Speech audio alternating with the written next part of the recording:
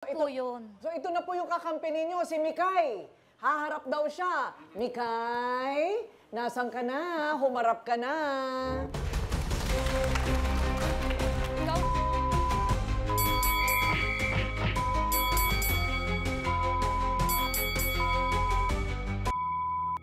sa mga ugali mo. Okay, Mikay, ikaw muna magsalita. Ano ang galit mo kay Ella? Yung sa anak niya po. Bakit? Kasi po babae po yung anak ko. Eh, naglalaro po yung anak ko, tapos tinulak ng anak niya. Eh di na ano po, na bagok. Nagdugo po yung bunganga. Nagsabi po ako sa kanya, pero wala po siyang ginawa. Wala po, hindi mo inano. Hindi mo ginanon, hindi mo ginanon yung anak mo.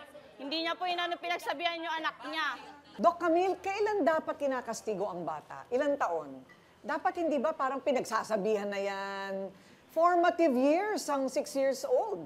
Preschool age yan, so mga 6 years old yan.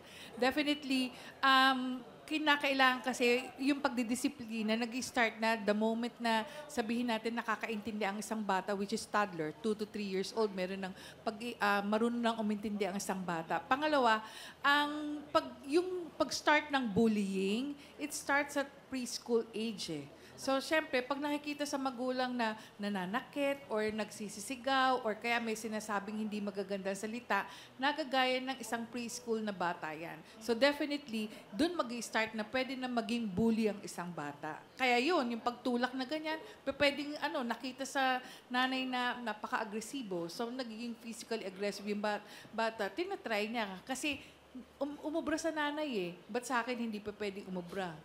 Ganun na nangyayari. Kasi puro yung repeat, yung parang ginagaya, yun yung pamamaraan nila para maintindihan nila na tama siguro yun. So narinig natin, Ella, kay Doc Camille na yung edad na ganon, na 6 years old, tinuturuan na. Tinuturuan na talaga ng tama o mali. Kailangan talaga, una ako, pagka ganon yung mga anak ko, minsan lang naman nangyari yun, pinagsusorry ko yung anak ko doon sa nanay. Yung anak ko mismo, pinagsusorry ko. Maliban pa dun sa kaklase niya, na nasaktan niya o di ba? Pagka kumisa nagkakaawayan, hindi naman sinasadya. Pero kasi mga bata pa rin sila, Mikay. Kaya siguro hindi naman sinadya. Pero bakit galit na galit ka kasi o nasaktan yung anak mo? Lagi na lang po yun, kada po, mananakit po yung anak niya. Pero po siya Wala po siyang napatol po siya sa ginagawa. bata. Siya po napatol po siya sa bata. Sinungaling Napatulan po niya yan, yung di anak ko. Sabi ko niya po po sa anak ko, inaano yung tama po anak ba niya. sabihin niya po na kahit magsumbo ka pa sa nanay, Oy, nanay ikaw mo, wala akong nagsasabi pakialam nun. sa'yo. Ikaw Sabi nagsasabi niya nun doon kasi sa anak ko. nakaaway ng anak mo. Ikaw Sabi niyang nagsasabi ganon, nun. sabi niyang ganon, Sinasabi mo, sinungaling magsumbong ka pa sa tatay mo, magsumbong ka pa sa nanay mo, gumaganong-ganong ka pa nga Oo, eh. nagsasalita ng gano'n.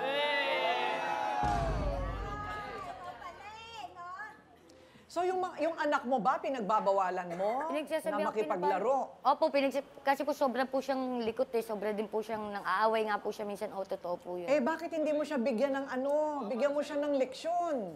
O kaya takutin? Oo, nanay, parang 12 na yung anak mo. Tayo ka nga dyan. Halika, ano ang style? Tayo po kayo. Ano ang style? At kulang sa disiplina ng magulang yan.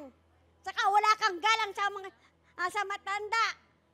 Kulang yan. Bastos yan. Kabastos yan. Ang karma, babalik at babalik sa iyo yan. Pasikit pa! Tandaan mo! Okay, so ganito, Ella, yung anak mo, kailangan mo talagang pagsabihan. Ito pa ngayon nakakalimutan natin, Donita.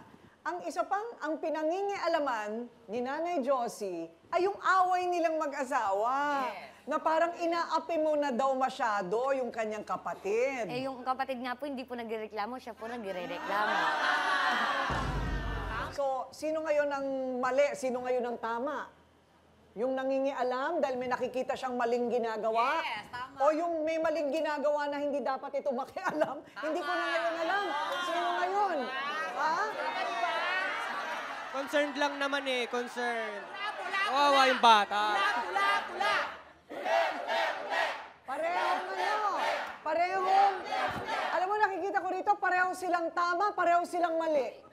Ngayon, paano ngayon natin to aayusin? Nagkabuhol-buhol na.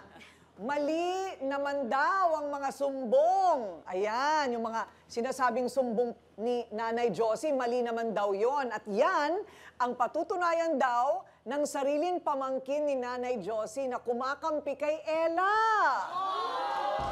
Ayan, Ikar, humarap ka na. Ayan, pamangkin ko yan. Pero kay Ella kumakampi. Eh, paano po naman? Kasi pag hindi siya nabibigyan ni Ella ng pagkain, ganyan siya, chinichismis Naku, siya. hindi Ayun. totoo Lalo na pag hindi mo siya nasasamahan, pag may Hindi pupuntahan, totoo yun. ganyan siya. Nagchichismis na may buhay na may buhay. Okay.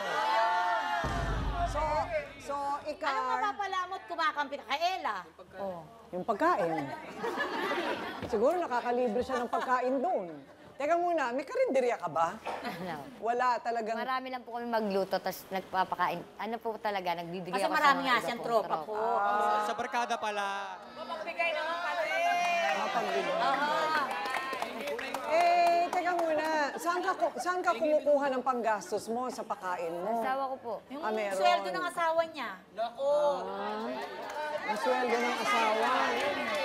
Sa pagkain naman napupunte. Sa pagkain naman po napupunta. Ng iba. Ng ibang tao. Sabi nila, oo daw, pero sa ibang tao. Hindi po. Siyempre yung barkada naman niya minsan pag wala siya, nalalapitan niya rin naman. Hindi po. Hindi totoo. Hindi totoo. Okay. So, anong palagay mo dito? Bakit sila nagbabangayan? Silang dalawa, Ella at saka si Ayun Nanay nga, Josie. parang naiinggit nga po siya dito kay Teela.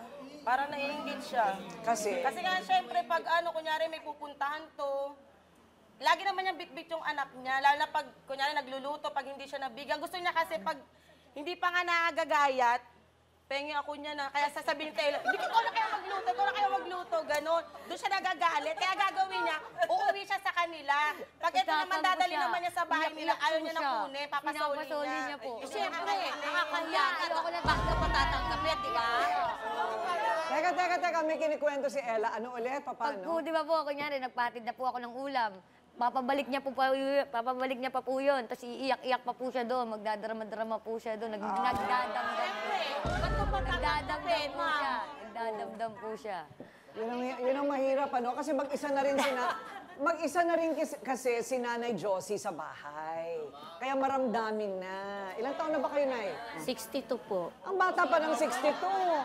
Bata pa yan. Pwede pa magtrabaho sa pabrika yan. Malabo na po mata ko. Malabo na mata Wala po mo. akong May salamin ka ba? Wala nga po Papasalaminan kita.